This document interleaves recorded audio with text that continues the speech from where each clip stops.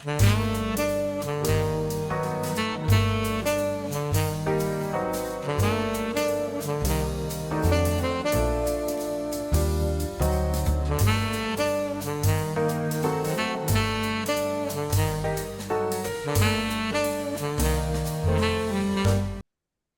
welcome to Soothe Yourself. Today, I'm very excited to present you an addition to my group of friends, Ivory Crumbs. She's a delightful person with an incredible spiritual richness. She's a spiritual coach and an author. Welcome, Ivory. So good to have you on the show today. Thank you. Happy to be here. It is exciting because spirituality is something that I hold dear to my heart. And I know that not for everybody can be a good experience. And sometimes in life we discover that and go through phases where we reconnect with our own spirit and our own spirituality in a different way than we did from how we were, growing up. And Right. so everybody has a different experience. But I'm kind of curious as to know what brought you to become a spiritual coach. Um, so I my own spiritual experience, and Mm-hmm. how that evolved. Um, I grew up in a Christian household, and as a teenager, I began to explore other religions and spiritual philosophies. And I've always been interested in religion and spirituality. And it's been such a significant part of my experience. Mm-hmm. And so it was um, just a natural part of um, what I felt called to do ultimately. Yes, that sounds fantastic. In fact, it's not uncommon, right? That what is our passion may become ultimately what we decide to Mhm. apply into a career or a form of service, I would say, because when Absolutely. we become open to help others, and there are many career fields that in which you can do that. But as a coach, especially, we open up a conversation with our clients to both grow from it and help Yes. them through it. And the fact that we are spirits trapped in a human body makes us Hmm. realize that it's very important to go to that part. And if the client is reaching out to work on that spirituality, on their connection to their spirit, is very, very good to have a guide with whom to do that. And that's where spiritual coaches come. So I am so Yes. proud of you for following that because not everybody has a good experience with spirituality or religion. Mhm. And it's Yeah. important to acknowledge that and ease the path for others. So I'm very Right. glad to Yeah. hear that. Um, and that's I can't speak for all spiritual coaches, but I know for me, it's when I'm coaching, it's not about my views or my beliefs. Mm-hmm, It's about helping the client connect with their own spirituality, whatever that is for them, whatever is true for them. And so, mm-hmm. yeah, I think as spiritual coaches, like I said, I can't speak for everybody, but I personally, I feel like that's what being a spiritual coach is. It's not about telling people what they should believe, but Absolutely, yeah. absolutely. We cannot impose our own beliefs. That should Hmm. not be true for anybody Hmm. in any relationship, but especially in the context of helping others find their own view of Yes. life, their own self, their own resources. Hmm. We wouldn't dare, hopefully, to go Yeah. and impose our own. And so spirituality, a spiritual coach doesn't mean a religious denomination attached to Hmm. coach. It means Hmm. I'm going to the core of it, your spirit. When you're ready to go there and you need somebody to listen and guide you through your introspective work, here I am. And Yes. that's the beauty of Absolutely. it. Um, and as for the personal experience, obviously, it can have an impact on how we can relate to our clients, I guess. So, in your experience, is it possible to heal from a spiritual trauma? Because trauma comes in many ways, you know, in many forms and shapes. And sometimes they can be emotional traumas, physical, but Mhm. sometimes there's something that really strikes our cores and go to the spirit of who we are. Mm. And Yeah. so I was wondering about that. Um, yes, what one of my specializations is religious trauma. Mm-hmm. And that comes from my own experience. Things that I've been through, spiritual abuse and um Mm-hmm. just um really painful experiences. And out of that, I realized that other people um have experienced the same thing. Mm-hmm. And so I want people to know that healing is possible. Yes. And that's one of the reasons that I wrote the book, not only to share my experience, but to share, hey, this is something that helped me. This is something that helped me heal. Mm-hmm. And just being able to share that with other people. And I have the pleasure to have actually read the book. And it's entitled God Hates Me, Recovering from Religious Trauma, Spiritual Abuse, and an Angry God by Ivory Crump, my sweet new friend. And I was reading this book and we were miles away, and I just wanted to reach out through the internet, give you a big hug. Um, it's very powerful how you openly shared your experience and how, in the second part of the book, you brought us to an uplifting journey of healing. And in all honesty, as I was reading and crying through the first part, I realized it's true, there's so many different forms of abuse. We don't realize how the verbal abuse can be as powerful as the physical one, Mhm. um, and how we can go as far as to feel like our own creator doesn't love us. Yeah. And that's very disheartening, right? Mhm. Can you tell me, if you don't mind, a little more about, well, as you wrote in the book, um, the presence of something that gradually helped you heal? Um, I Sure. remember something special about your father, for instance. The presence was a Yes. positive one. Yes. Yeah, you mentioned my father. My father served as a pastor for a number of years. And the interesting thing about my relationship with my dad is you would think he would be the stern one that Mm-hmm. really, um, emphasized religion and Christianity. But he was actually very open. Um, and he encouraged me to um, explore other belief systems. Yes. Um, it was more my mother who was the stern one and who was very strict. And being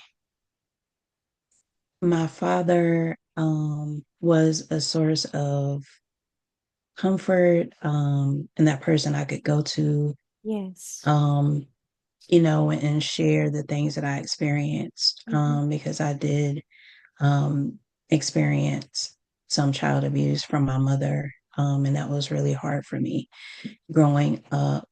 Um, and having my father to confide in and that safe space, um, and having that, him giving us that freedom, and um, helping us to find our voice. That was really important. And I, for a number of years, I didn't know it at the time when I was going through it, but I was severely depressed. And I didn't really have a language for what I was experiencing. Mm-hmm. Um, but because of the abuse that I experienced as a child, and then later um, joining a church that was very legalistic, um, very controlling, Yes. um, and just the doctrine. It was that same strict, very.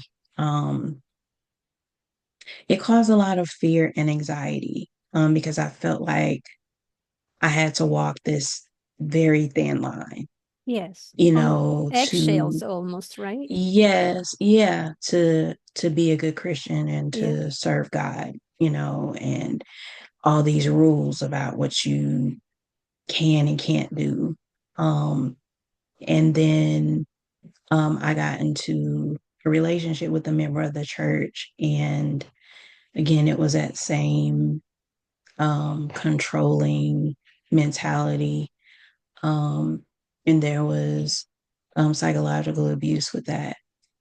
And so going through all of that and not having, not addressing what happened, Yeah. the wounds that I had, and just kind of survive, being in survival mode. Um, and so it led to depression, and eventually even to me having just a um, psychotic break, Yes. um, and um, having to be hospitalized. And but that being hospitalized, that was the turning point in my life because Mm-hmm. that's when the healing started. Um, because that's when I realized, like, oh, I was depressed, Mm-hmm. and I started to get the help that I needed, um, and learning tools that I could use to heal. Um, and so, as I said earlier, I wanted to help other people, Mm-hmm. and share what has helped me. Um, and so I started working in the mental health field after I, recovered and became stable. I wanted to be that support for other people. Yes. And so I started working in the mental health field um, in various capacities. And then when I um, decided, I wanted to be a coach, um, I started writing my book. Well, Mm-hmm. I I got the idea to write a book. Mm-hmm. And when I was brainstorming with my coach what I wanted the book to be about, um, we talked about, my experience, and it was clear that religious trauma and spirituality was a big um, part of my life. And so I ended up writing about religious trauma. And so, um, That's awesome and very humbling and inspiring at the same time because often the case is then we are hurt and we don't think about overcoming that hurt could be a tool for us, but also for others, right? So, first Mm-hmm. of all, I'm in all of your strength and your determination to get better, to heal. And then, inspired by the generosity of saying, I don't mind sharing my hurt because it could help Mm-hmm. others. And it takes a Yes. lot of courage to go through all of that. That's why, really, some of the pages of the book brought me to tears because of that. Mm. But the uplifting part of this all is the hope that I feel and perceive from this, and the Yes. fact that perception plays a big role. We can perceive and have the perspective of somebody imposed on us, and we get the perception of a reality that may not be accurate, but it's what we've been told, we've been imposed on, Yes. we've been forced on. And Yes. that's why the spiritual journey, being individual, becomes a reality on 3D level. You really connect within, breathe up in a vertical, like in the cross, vertically to the Lord, and then back to others, like really a cross shape.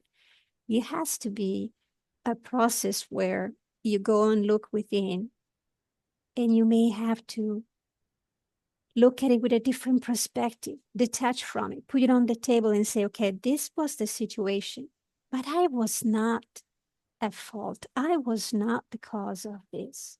I was Mm-hmm. not to be punished. A Yeah. true loving God, a true loving parent doesn't do that. And that's why I was really touched by the figure of your dad, because it was almost like God the Father through your own dad saying, no, we are open to all denominations, but I Mm-hmm. do love you. I give you the freedom to choose and to be the best you can be in any situation, but I will not impose mine on you. And that's what free will, I think, is all about. God doesn't say, if you don't follow me, you know, Yeah. He's offering us the option to choose His path. And once we have a bad vision of that path could be because somebody else has been taught that way. And I don't know your parents well at all. I never met them. But I can only think that from my own experience, my own parents learned things from their parents. And so the chain continues. And what happens is that if one of our parents give us a vision of reality that is hurtful, we automatically think, oh, if my parent thinks that, there's something wrong with me. But then you had the gift of the other parent who said, no, it is not your fault. You have the option to choose and heal and grow from this. And that's where the inspiration comes, because the second part of the book has this journey, this process that you lead us through that is incredibly powerful because it really changes the perspective of how you look at things starting from within. Do you mind sharing a little more about that part of the book, your method called Steps? Sure. So the Steps to Freedom framework is a framework that I developed based on what I used to heal. Mm-hmm. It's a process of reframing your thoughts and your beliefs. Yes. Um, because when you think about um, your actions and the choices you make, they're based on your beliefs about yourself and the world and the thoughts that you have. And so when you find yourself in a space where you're experiencing anxiety, where you're experiencing depression, where you feel shame or guilt, then you start with, okay, what am I thinking? How am I responding to my environment? Mm-hmm. And um, when you start to reframe your thinking, your beliefs, then your actions and your decisions, you make different actions, you take different actions, you make Yes. different decisions.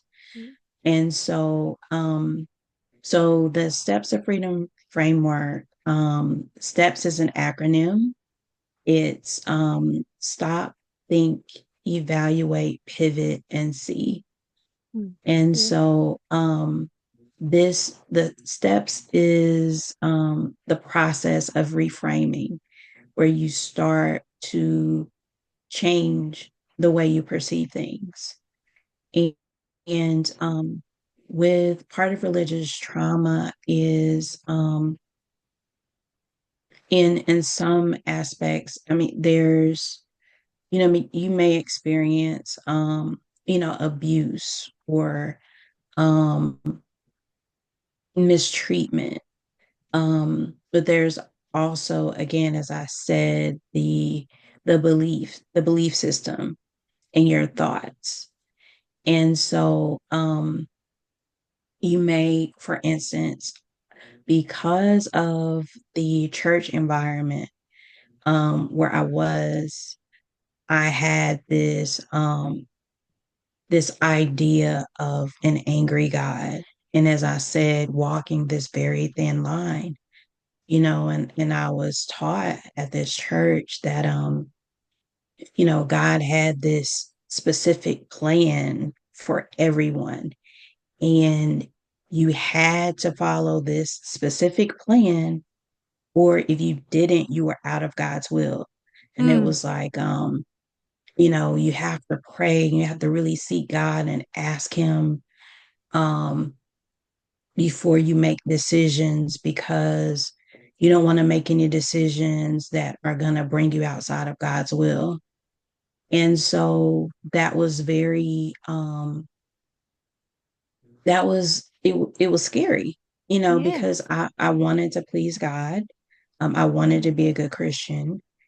And it was also confusing because it's I didn't know whether I was hearing from God, or I and I was afraid to make a decision because I was taught, again, like I said, if I get out of God's will, then I'm going to be punished. I'm not going to Mm. be blessed. Um, so I had to reframe my thinking. Um, and so this steps formula is that reframing process Yes. that I use to heal. And you made me think about something when you said, if you didn't follow God's plan, you would be punished. And it made me think about talking to some people I know, especially in the young community. There is still a little bit of vision of a God who's judgment, who judges you, Mhm. and somehow, if you're not on his good side, something bad is gonna happen to you. So you may as Mhm. well, don't even try and just be without God. Yeah. And that's the saddest thing, because if we had a clear vision of his plan, then we could say, oh, that's wonderful. Okay, I'll follow that. But we don't. So people will tell you if you don't follow the God's plan. But what God's plan? Are you human telling Right. me that you have a direct connection with the Lord? So Right. clearly stated, uppercase font emails that he sends you and tell you what his plan is for me, right? Right. Yeah. I mean, if we wouldn't have free will, we wouldn't have the Mhm. gift of the journey that life is. We wouldn't be able to Yes. evolve, to discover who we really are, to connect with our inner Yes. spirituality, to our core, and decide, wow, I have a connection with something greater than I am. You want to call Yes. him God? Wonderful. He's definitely a creator who's caring for his creatures. It's not going to punish us. He can lead us if we let him. That we can do. We can be in tune with our spirit to the point that we open to the possibility that we might actually have a guidance from above, not a judgment, right? And that's very dangerous when people have the presumption to know what God's will is for you. It's hard enough Right. to figure out what's our own. Absolutely. So Absolutely.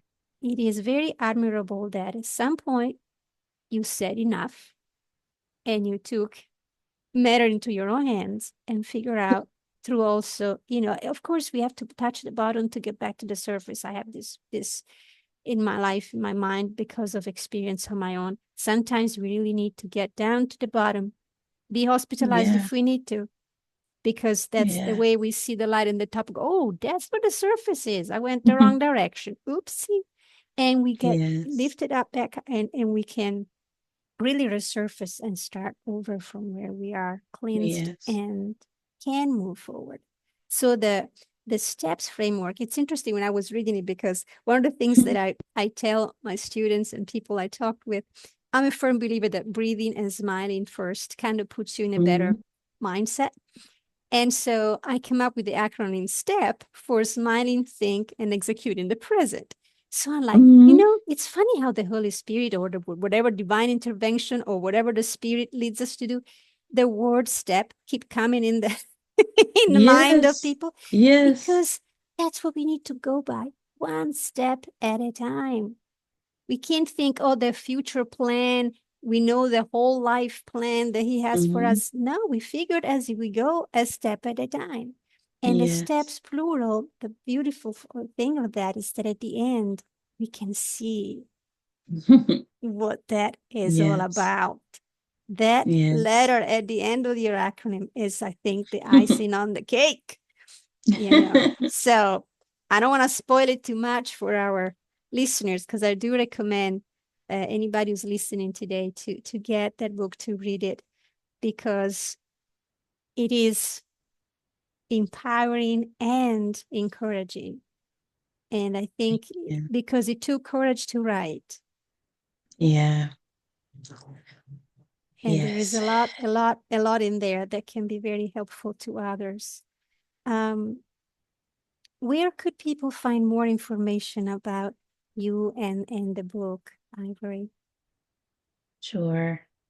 Um, so my web page is paperbell.me Mm-hmm, / Ivory Crump. mm-hmm. I'm also on Instagram, Ivory Crump. Okay. And I um yeah, those are the main two ways. Um Instagram and on my website. Absolutely. And then the book is actually, I found it on Oh, Amazon. So that's still yes. the case. And yes, for those of you who are not watching us on YouTube, the last name is Crump, and it's God Hates Me by Ivory Crump. And if you are Thank you. watching us on YouTube, I will link the post. I will post a link below. A little dyslexia came in the moment of senile moment that I have every now and then, because speaking of growing and evolving, I'm not a youngster anymore. um, but yes, I do recommend you snoop around that book and read it all. But also, I want to thank you for taking the time to be with us, Ivory, because I know, as everybody, we are evolving, we're doing things, we're growing, we have a busy life. But the beautiful thing about taking a moment to share our stories and the accomplishment of your book and the message in it is to bring hope to others. We do hope that by listening to our conversations on the podcast, and especially today, you realize that there is no trauma that defines you, right? Is who you really are at the core that is most important. So reach within, find that true, wonderful spirit you have within, and work with that from that onward. And it's not easy, but I just think we ought to try because 30 words are amazing. Yes. So thank you very much for being with us, Ivory. I really appreciate Thank you. you. Thank you for having me. Absolutely, dear. Anytime. And for all of you who are listening, don't forget to smile, take a breath, smile, and do something to soothe yourself today.